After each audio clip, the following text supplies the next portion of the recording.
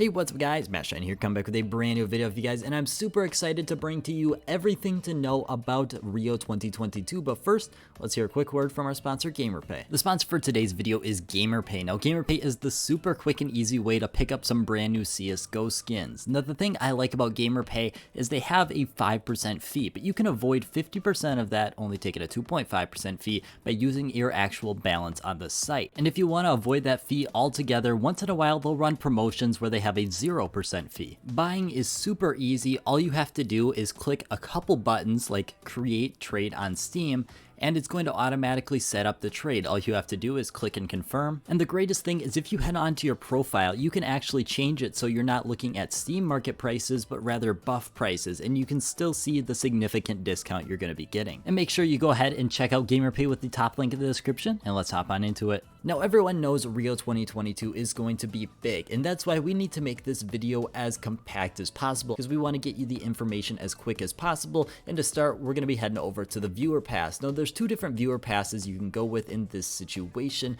but honestly, there's not really that large of a difference. The biggest difference is obviously going to be the tokens. You can pick up 3 tokens for $8. If you're looking to buy tokens in the future, this is going to be a good thing for you to pick up now, because you're going to be getting that discount on your first 3.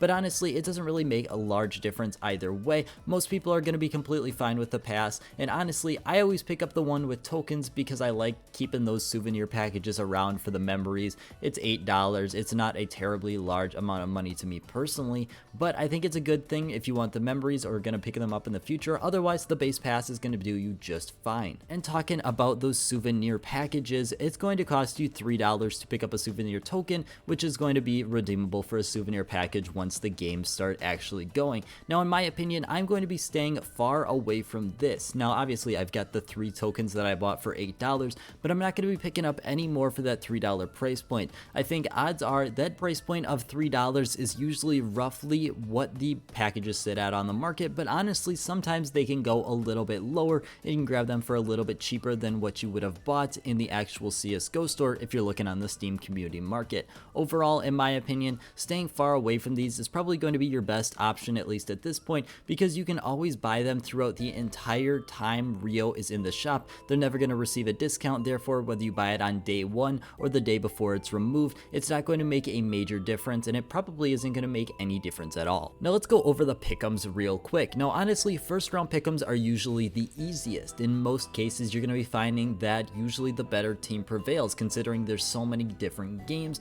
and you have to lose 3 to get out. Therefore, you're going to be ending up with a lot of the higher ranked teams usually moving on. Therefore, this first round, probably not going to be a terrible situation to just use HLTV's rankings to figure out what teams are going to move on. That's personally what I do in the first round of the challenger stage, because most of the time it's going to happen that way. You look at a lot of these teams, the biggest one I want to point out is Greyhound going 0-3. Nearly everyone on the entire internet has Greyhound going 0-3, and there's a reason for that. In my opinion, the only other team that could potentially go 0-3 are IHC Esports, and they beat Greyhound Gaming pretty recently, and they've actually gotten out a terrible win-to-loss ratio for their past 8-9 games, as you can see here. So there's definitely the potential they could lose to Greyhound if that situation comes up, but in my opinion, Greyhound going 0-3 is probably the most likely thing. Now, it's finally the part that I'm excited to talk about. It is the Antwerp capsule. Just kidding. No, it's actually looking different this year, which is absolutely amazing, and we're going to get to why this is a perfect sticker in just a couple minutes.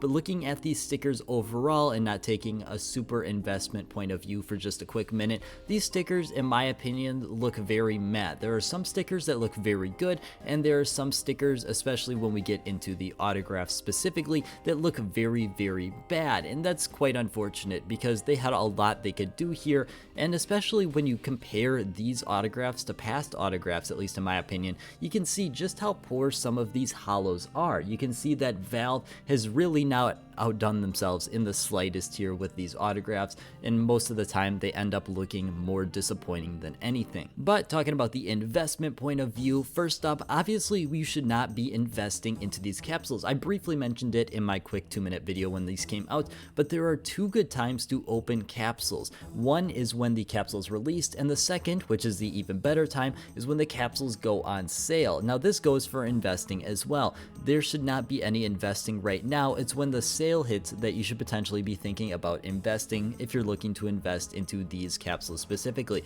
I'm not going to give an opinion on that, at least at this point, because there is still way too much time beforehand, and you should not even be thinking about picking up some of these for investment purposes right now, at least in my opinion. There's so much more information that needs to come out about unboxing data and so many other things, especially comparing it to how Antwerp and Stockholm are going to look before I would even think about picking up some of these as an investment.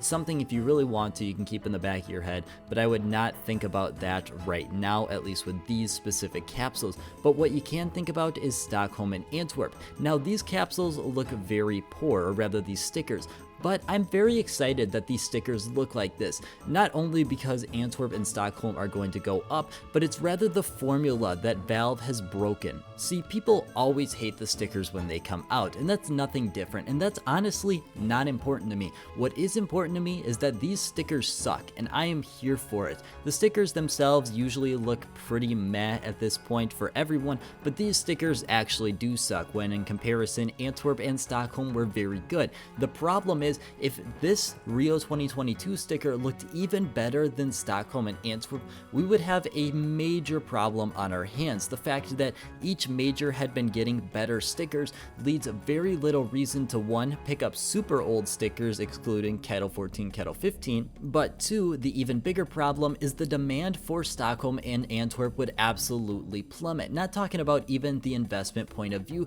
just talking about in general. The demand for those would be so low, and for future majors onwards, especially comparing it to Rio 2022, which would probably be overinvested if the stickers look good, and then we would run into an even bigger situation than we did with Antwerp, because the stickers are going to continually keep on improving, or at least that's the mindset that people would have, considering that's what Valve is pretty much spoon feeding everyone if we were to see good stickers here. I was saying it on Twitter, and I was kind of getting roasted for my opinion on there, but these are great stickers for what we wanted. We wanted something that was at least decent, but not super good to the point that Antwerp and Stockholm could be in contention of losing out on their demand. At least at this point, these stickers look great to me for the purpose they're supposed to serve. We don't need good stickers every time. If you want to look at past stickers, the majority of them end up sucking, and those are great opportunities because not only do those usually get a little bit underinvested, which I'm definitely not saying